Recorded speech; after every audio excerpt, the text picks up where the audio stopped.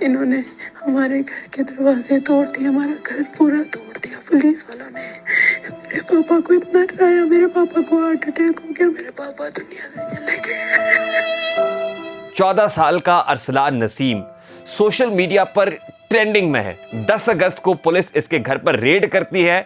10 अगस्त को जब यह बच्चा वहां से बरामद नहीं होता, 11 अगस्त को पुलिस की 4 गाड़ियां उस 13 साला बच्चे को बरामद करने के लिए पहुंचती हैं। 5 बहनों का भाई एक मरले के घर से बरामद करने के लिए पुलिस पहुंचती है तो उसके जो बूढ़ा बाप है, जो कार्डियक पेशेंट होता है, वो दिल का दौरा पड़ने से इस जहाने फानी से कूच कर जाता है। और इसकी वालदा ने कहती रही पुलिस को भी कि ये हार्ट पेशेंट है तो ये मर जाएगा, उसकी डेथ होगी हॉस्पिटल जाकर। जनाजे के दौरान भी पुलिस वहां पर आई और अरसलान और उसकी बहनें जो है वो जनाजे में भी शिरकत न कर सकी। पुलिस ने इतना डराया धमकाया और जनाजा भी उन्होंने जल्दी करवा दिया। वो बच्चे रो रो के दुहाइयां दे रहे हैं जिनका कफील एक बाप था जो सिक्योरिटी गार्ड था, और सिक्योरिटी गार्ड के फराइज अंजाम देकर जो वो पैसे लेके आता था तो घर का चूल्हा जलता था। वो बाप भी इस जहाने फानी से इसलिए कूच कर गया है कि लाहौर पुलिस उसको टॉर्चर कर रही थी। मेरे पापा दुनिया से चले गए। इन लोगों ने हमें इतना सताया, इतना डराया। मेरे पापा दुनिया से चले गए, हमें भी तंग कर रहे हैं पुलिस वाले।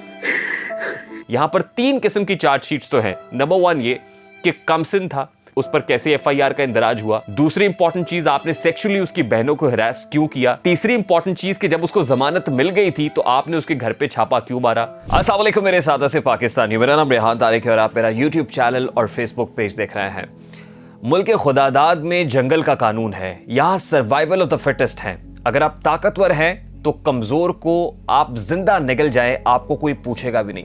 अगर आप ताकतवर हैं तो आप जब चाहें, जहां चाहें, जिसे चाहें अपना गुलाम बना सकते हैं। अगर आप ताकतवर हैं, ताकतवर से मुराद यह है कि या तो आपके पास रुपया पैसा बहुत ज्यादा है, अमारत है, शानो शौकत है, या फिर आपके पास कोई ऐसा ओहदा है जिस ओहदे के जोम के अंदर आप जब चाहें, जहां चाहें अदालत लगा लें, आपको कोई हाथ भी नहीं लगाएगा, आप अनटचेबल होंगे। ऐसा है पाकिस्तान, ऐसा है मुल्क खुदादाद का कानून। ऐसा है कि जहां पर बड़े से बड़ी चोरी करने वाले को अदालत माफ कर देती है, जमानत पर रिहा कर देती है। और ऐसा है कानून कि जहां पर एक बकरी चोर को, जहां पर एक दुकान का ताला तोड़ने वाले को उम्र कैद की सजा सुना दी जाती है, और उसके बाद जब वो जहाने फानी से कूच करता है तो वही अदालत उसकी जमानत का परवाना जारी करती है। यह है मुल्क खुदादाद का कानून, यानी जंगल का कानून। मैं आज के इस व्लॉग के अंदर एक ऐसे बच्चे की कहानी आपके सामने रखूंगा जिस बच्चे की उम्र महज 14 साल है। 14 साल का अरसलान नसीम सोशल मीडिया पर ट्रेंडिंग में है। अरसलान नसीम के लिए आवाज बुलंद की जा रही है। अरसलान नसीम को इंसाफ दो का नारा बुलंद हो रहा है। अरसलान के साथ हुआ क्या है? अरसलान नसीम, जिसे 21 जून को लाहौर पुलिस गिरफ्तार करती है, इत्तेहाद टाउन गुलबर्ग का रिहायशी अरसलान नसीम, जिसे पुलिस गिरफ्तार करके शनाख्त परेड करती है। शनाख्त परेड के बाद उसको फिजिकल रिमांड पर रखा जाता है। फिजिकल रिमांड पूरा होने के बाद उसको जेल भिजवाया जाता है। जेल में वो तकरीबन 120 रोज गुजारता है, और 120 रोज के बाद अदालत में जब इसका केस एक भारी वकील कंटेस्ट करता है, बिला उजरत कंटेस्ट करता है, राना इंतजार हुसैन लाहौर बार का सदर, तो इस बच्चे की जमानत का परवाना जारी होता है। लेकिन जमानत होने के बाद लाहौर पुलिस, मैं तो लाहौर पुलिस कहता हूं, पंजाब पुलिस, ये उसके बाद भी पीछा नहीं छोड़ती है। 9 अगस्त को इस बच्चे की रिहाई होती है। 10 अगस्त को पुलिस इसके घर पर रेड करती है।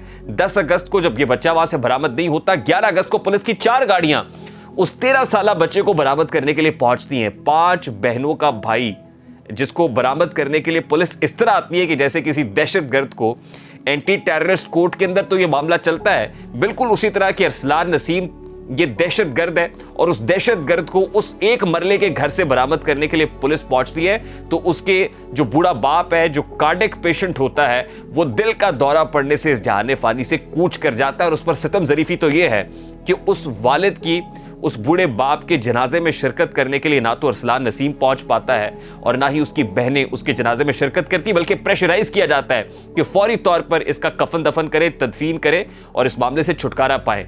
यानी पुलिस को जब दिखाई देता है कि यह सारा मामला उनके गले पड़ जाएगा तो कहा यह जाता है कि फौरी तौर पर तदफीन करे, फौरी तौर पर दफनाए और इससे जान छुड़ाए। और आज तक वो बच्चे रो रो के दुहाइयां दे रहे हैं, सिसक रहे हैं, वो दस्ते दराज बुलंद कर रहे हैं, फरियाद कर रहे हैं फरियादियों की तरह से, अरबाब इख्तियार से, कि कोई है जो हमें इंसाफ दे। हम एक मरले के घर के रिहायशी जिसका एक जिनका कफील एक बाप था जो सिक्योरिटी गार्ड था, और सिक्योरिटी गार्ड के फराइज अंजाम देकर जो वो पैसे लेके आता था तो घर का चूल्हा जलता था। वो बाप भी इस जहाने फानी से इसलिए कूच कर गया है कि लाहौर पुलिस उसको टॉर्चर कर रही थी। अब ये सारा मामला है क्या? जो इलाका मकीन है उनकी जबानी भी सुनने को मिल रहा है, जो वकील हैं वकला की जबानी भी सुनने को मिल रहा है। मैं सबसे पहले जरा इलाका मकीनों की गुफ्तगू आपको सुनवाना चाहूंगा कि वहां पर मौजूद लोग क्या गुफ्तगू कर रहे हैं। जहाँ पे फैमिली बेटियां बच्चियां मौजूद थी, रात 3 बजे रेड किया और उसके फादर को टॉर्चर किया वहाँ पे, और उसके टॉर्चर की वजह से उसकी डेथ हो गई। और उनको शदीद हरासा किया हुआ है कि आपको 2 घंटे के अंदर उनकी डेड बॉडी फौरन दफना दे, पोस्टमार्टम भी नहीं करना। तो अरसलान नसीम की लोकेलिटी के लोगों की गुफ्तगू आपने सुनी। राना इंतजार हुसैन जो लाहौर बार के सदर हैं, जिन्होंने इस केस को कंटेस्ट किया और इस काबिल हुए कि अरसलान नसीम को जमानत मिल सके, वो इस मामले से मुताल्लिक क्या कहते हैं, जरा उसकी एक झलक भी आपके सामने रखता है। 9 अगस्त की रात को पुलिस ने इसके घर फिर रेड किया। इसकी वालदा और वालिद उनके पांव पड़ते रहे कि हमारे बेटे की जमानत हो गई है तो अब हमें तंग ना करें। बहुत गरीब लोग हैं, एक मरले का इनका घर है। उसके बाद अगले दिन फिर 10 अगस्त को रात 2 बजे इन्होंने घर रेड किया। इसकी बहनों को तंग करती रही पुलिस। उसके बाद 4 बजे फिर रेड किया, यह तीसरा रेड था, और 4 पुलिस की जो व्हीकल्स गई हैं और इनके घर का तहस नहस मचा दिया। और इसकी वालदा इन्हें कहती रही पुलिस को भी कि ये हार्ट पेशेंट है तो ये मर जाएगा। उसके बाद इसका वालिद जो है अरसलान का, वो हार्ट पेशेंट था, उसकी डेथ हो गई हॉस्पिटल जाकर। जनाजे के दौरान भी पुलिस वहां पर आई और अरसलान और उसकी बहनें जो है वो जनाजे में भी शिरकत न कर सकी। पुलिस ने इतना ड्रामा धमकाया और जनाजा भी उन्होंने जल्दी करवा दिया। तो राना इंतजार हुसैन साहब की गुफ्तगू आपने सुनी। वो कहते हैं कि ये मामला कुछ इस तरह है कि अरसलान नसीम 5 बहनों का भाई, और वो जाहिर है बच्चे घर के अंदर उछल कूद करते हैं, कुछ बच्चे जरा शरारती होते हैं, नॉटी होते हैं, उदम मचाते हैं। तो बहनों ने सोचा कि क्यों ना इस बच्चे की शिकायत जो है ना इसको लेके जाते हैं, जरा इस डेटरेंस क्रिएट करते हैं, पुलिस का डर और खौफ इसके जहन में क्रिएट करते हैं। तो थाना गालिब मार्केट के अंदर, क्योंकि गुलबर्ग 2 के रिहायशी हैं, बहनें इसको थाना गालिब मार्केट के अंदर ले गई और वहां पे जाके पुलिस वालों से कहा कि जरा इसको डरा धमका दें, ये हमारे कहने में नहीं आ रहा। पुलिस वालों ने ऐसा डराया धमकाया कि जो चार्जशीट अरसलान नसीम के खिलाफ तैयार की गई उसको सानिया 9 मई इंसिडेंट के अंदर मुलव्वस कर दिया गया। ये बहनें जो हैं, इसकी 5 बहनें हैं, वो इसको थाना गालिब मार्केट लेके गई कि ये घर तंग करता है तो इसको जरा थोड़ा डरा धमका दें। तो पुलिस ने उल्टा पकड़ के इसे जो है 9 मई के वाकयात में डाल दिया। यानी इसके खिलाफ जो चार्जशीट है वो ये है कि अस्करी टावर हमला केस के अंदर अरसलान नसीम मुलव्वस है। लाहौर के अस्करी टावर जो लिबर्टी मार्केट से मुल्हिका है, और किसका है ये सबको पता है। उस अस्करी टावर के ऊपर जिस तरह से धावा बोला गया, ये अनजस्टिफाइड एक्ट था, इसको मैं जस्टिफाई नहीं कर रहा, लेकिन उसमें 13 साल बच्चे का मुलव्वस होना, क्या ये जस्टिफाइड है? क्या वो बच्चा अस्करी टावर के ऊपर हमला कर सकता है, तोड़फोड़ कर सकता है? ये क्वेश्चनेबल है। यानी उसके खिलाफ जो लाहौर पुलिस ने चार्जशीट पेश की, बहनें तो इसलिए लेके गई थी कि हमारे कहने में नहीं आ रहा। उनको क्या पता था कि उनके इस भाई को, जो कमसिन है बेचारा, जिसको समझ बूझ की सलाहियत भी नहीं है उसकी, अभी वो इतना मैच्योर भी नहीं है कि खुद कोई फैसला कर सके, अच्छा और बुरे में तमीज कर सके, उसको लाहौर पुलिस ने अस्करी टावर हमला केस के अंदर नामजद कर दिया। और नामजद करने के बाद शनाख्त परेड भी होती है, यानी शनाख्त परेड के अंदर देखा जाता है, हाँ भी आइडेंटिफाई किया जाता है वही लोग हैं। शनाख्त परेड के बाद उसका जिस्मानी रिमांड लिया जाता है 13 साल बच्चे को। और सितम ज़रीफ़ी तो ये है कि उसको कम सिनों की जेल में नहीं रखा जाता, बल्कि उस रेगुलर जेल के अंदर रखा जाता है कि जहां पर दीगर मुल्ज़िमान मौजूद होते हैं, जहां दहशतगर्दी के मुल्ज़िमान मौजूद होते हैं। इस बच्चे को उसी जेल के अंदर डाला जाता है, क्योंकि कमसिनों की जेल ही रिपोर्टेडली लाहौर के अंदर मौजूद ही नहीं है कि जहां पर बच्चों को रखा जा सके, जहां पर इस उम्र के बच्चे मौजूद हों। अब आप अंदाजा कीजिए कि 13 साल का बच्चा जब बड़े बड़े नामी ग्रामी दहशतगर्दों के दरमियान होगा, मुल्ज़िमान के दरमियान होगा, और 1 महीना 20 दिन तक उस जेल के अंदर रहा होगा, तो उसकी ज़हनी साख्त क्या होगी? वो बच्चा ज़हनी तौर पर कहां पर मौजूद होगा? ये एक बहुत बड़ा क्वेश्चन है लाहौर पुलिस की कारकर्दगी के ऊपर। क्या आपने अपनी परफॉर्मेंस दिखाने के लिए 13 साल के बच्चे को उठा के ऐसी जेल के अंदर डाल दिया, और 1 दिन नहीं, 2 दिन नहीं, 1 महीना 20 दिन रखा। और अल्टीमेटली अदालत में जब ये प्रूव हुआ कि कमसिन है और कमसिनी की वजह से इसको ये फायदा पहुंचा, बेनिफिट ऑफ द डाउट कि इसको जमानत मिल गई, ये बच्चा डर के मारे, खौफ के मारे कहते हैं कि घर भी नहीं पहुंचा, कि घर पहुंचूंगा तो पुलिस कहीं दोबारा ना धर ले। यानी ज़हनी तौर पे इतना ज्यादा अंडर प्रेशर था, वो इतना ज्यादा टॉर्चर्ड महसूस कर रहा था। फिर वही हुआ जिसका खदशा था, खौफ था, क्योंकि पुलिस ने तो कहा होगा कि एक दफा जमानत पे जाओगे, हम दूसरी दफा तुम्हें धर लेंगे। बड़े बड़े नामी ग्रामी सियासतदानों के साथ तो ये हो रहा है कि एक मुकदमे से निकलते हैं दूसरे में फिर पकड़े जाते हैं, लेकिन अरसलान नसीम का तो कोई पॉलिटिकल बैकग्राउंड नहीं था, ये तो कोई बड़ा ब्यूरोक्रेट भी नहीं था, ये तो कोई जर्नलिस्ट भी नहीं था कि जर्नलिस्टों को उठा लिया जाता है, पॉलिटिकल लोगों को उठा लिया जाता है और लोगों को उठाया जाता है, क्रिमिनल्स को उठा लिया जाता है। लेकिन इसका तो ना तो कोई क्रिमिनल बैकग्राउंड था, ना कोई पॉलिटिकल बैकग्राउंड था, ना इसका कोई ब्यूरोक्रेटिक बैकग्राउंड था, ना इसका कोई जर्नलिस्टिक बैकग्राउंड था। इसके घर में रेड क्यों की गई?